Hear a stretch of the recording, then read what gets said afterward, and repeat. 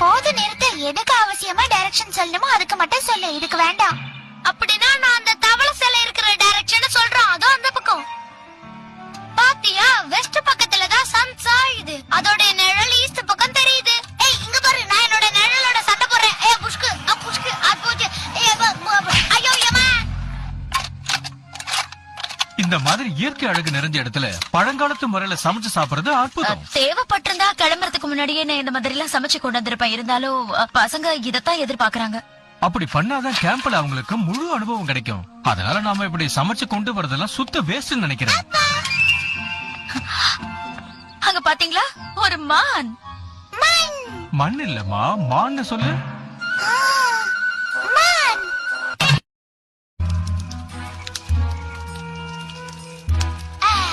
சூப்பர்ப்பா. தினமும் இந்த மாதிரி சாப்பிட்டா எவ்வளவு அற்புதமா இருக்கும். செல்லக்குட்டி எவ்வளவு அழகா சாப்பிட பாத்தீங்களா. மாட்டிக்கிச்சு. பேசாம அவ பேரை மாத்திட்டு மேஷ்மெலோனே வச்சிடலாமா?